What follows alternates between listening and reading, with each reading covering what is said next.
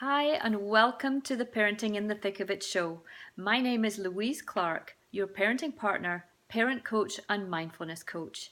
Today, I'm going to be talking about picky eaters and what we can do, and hopefully give you some ideas and things that you can perhaps start to play with to help you if you struggle with having a picky eater in your home. I know all about it because I did. When my eldest was 22 months old, boom, overnight just decided he was not going to eat anything I put in front of him unless it was Heinz spaghetti from a tin, toast, and shreddies. Awesome. That's all he would eat. And I just had my second child 2 months previously, so I was pretty caught up and busy and in the thick of it. So I kind of just let it go, and he ate spaghetti, toast, and shreddies for the best part of a year. And you know what? He's 17 now. He's 6'2". Looking at him, you would never believe that he'd spent a year eating such absolute crap. But at the end of the day, in the moment, it did stress me out. I was worried. But, there's nothing you can do about it. We cannot force feed our kids. They're not geese. And, friends of mine even said to me, what did your doctor think? And I'm like, my doctor, I didn't take him to the doctor. What's the doctor going to do? Drip feed him beef and broccoli? It's not going to happen. There's very little we can do if our children decide they're not going to eat what we put in front of them. So we have to be really careful about the patterns that we create around food, and that we don't inadvertently create bigger issues than we bargained for. So I get questions from mums about these kinds of things a lot.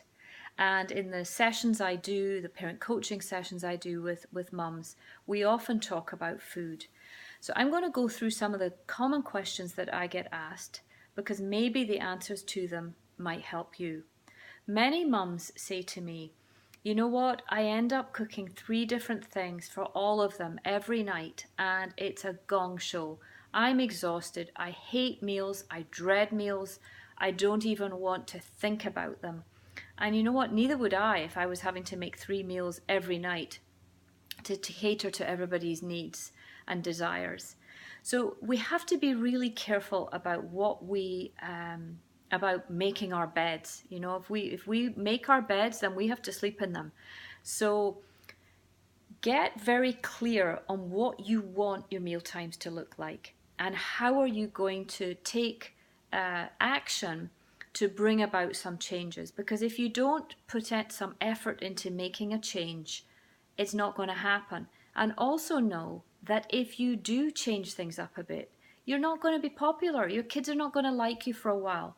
But if it's all for the greater good, then hang in there and stick with it and create the patterns that you want to be in moving forward. So with regard to food, I often get asked this: should I give my daughter dessert if she didn't eat her vegetables? Or should I say, if you eat your vegetables, then you'll get your dessert? I'm not a big fan of bribes and rewards. I don't think they work. I don't think they teach kids what kids need to learn. If you really feel you have to do this, substitute the word when for if. So rather than saying, if you eat your vegetables, then you'll get your ice cream, you say, when you eat your vegetables, then you'll get your ice cream. There's a big difference by just changing one little word. That can help you a lot in all areas of your parenting. The other question I get asked is, what happens if my child just won't eat the food that I put in front of him? At the end of the day, what happens? They don't eat it. What else happens? Very often, meal times become a nagging fest, a shouting match, a sad place to be. Everyone's feeling disconnected, and no one is enjoying what should be an enjoyable time to connect with each other. So, what would you rather happen? What message do you want to teach your kids? What do you want them to learn from eating or not eating? What I used to do was I used to just make very basic, simple meals, nothing fancy, nothing frilly and complicated. You know, I would have far rather had red Thai chicken curry or a lamb tagine or something tasty. But for a period in our lives, we ate very plain, basic food because that's what the kids would stand a best chance of eating. And I used to put it on their plates, and if they ate it, great, I didn't say anything. If they didn't eat it, they didn't eat it, I didn't say anything. If we focus on the pickiness, the not eating, and the arguments, we're going to get pickiness, not eating, and arguments. If we focus on, we've put the food in front of you, it's up to you to eat it. If you don't eat it, you'll be hungry, then that's what's going to happen, and your kids will learn that they're going to be hungry if they don't eat the food. Now then some parents say, well, if they're hungry, shouldn't I give them crackers or at least fill them up some other way? That's your choice. If you want to do that, you can. But really, what difference is giving them crackers to fill them up versus making them something else and cooking them something else to fill them up? You're still giving them an alternative. It's your choice. You can do whatever you want, but just know and be really attuned to the message that is sending your child. Your child will think, if I don't eat the food, it's fine. I'll still get crackers or mum might make me another meal. What do you want? Get clear on that and then set up the steps and take the actions to create what you want rather than what you don't want.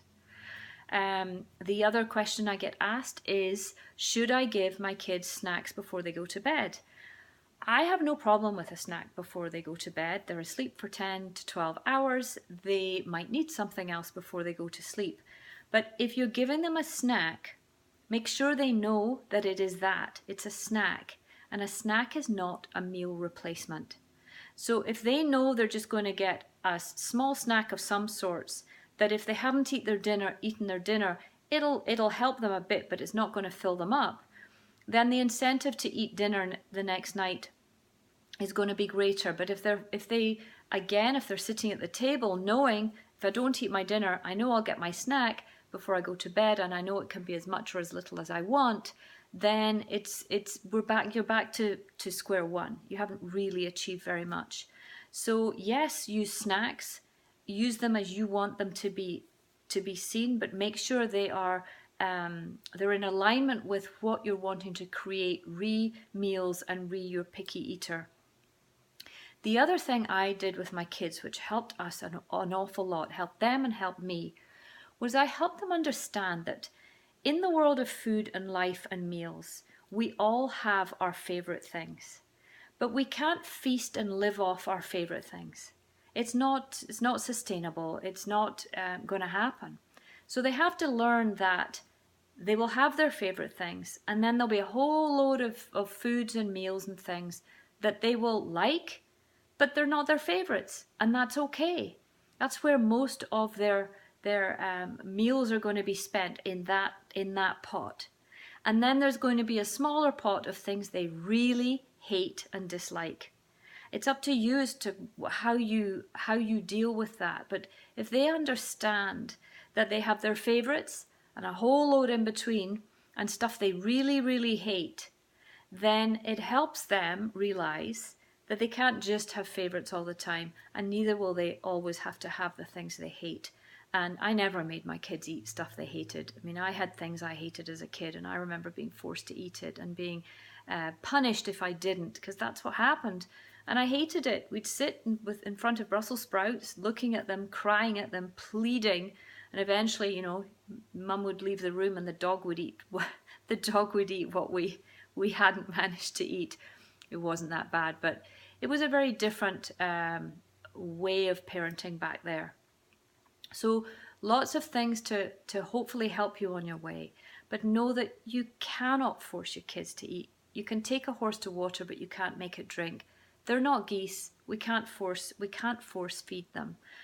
What you can control is the environment. So if your kids are maybe drinking too much juice and you don't want them to, then don't supply the juice in the first place. If they are eating too many cookies, then don't have so many cookies in the house. They can't eat what's not there. We know as well as anyone that if there's chocolate in the house and you love chocolate and every time you open the fridge there's chocolate there, you know how hard it is to not sneak and eat the chocolate. Kids are no different. They haven't learnt yet. They haven't learnt the self-control. They haven't learnt the self-regulation. Many adults never learn it. So it's our job to guide them on their journey and role model things for them. But control, that's the one thing you can control is the environment. So, use that, use the other ideas that hopefully you've got from this video. And if you have any questions, please drop me a line. I'm always happy to get back to you. You can reach me via email, louise@yourparentingpartner.com. You can check out my blogs. If you're a reader, there's a whole resource of blogs on various topics pertaining to parenting. You can check those out. If you like listening to things while you're in the car or doing chores at home, I have a podcast called Your Parenting in the Thick of It. There's lots of episodes there. I usually try and keep them to about 10 minutes, so short and sweet. And last but not least, if you're a Facebook user, I have a Facebook page, and in it I have a Facebook parent coaching group which you can join. It's called the Conscious Parent Community. So do check those out. I hope this has helped, and thank you so much for watching today. Till next time, bye for now.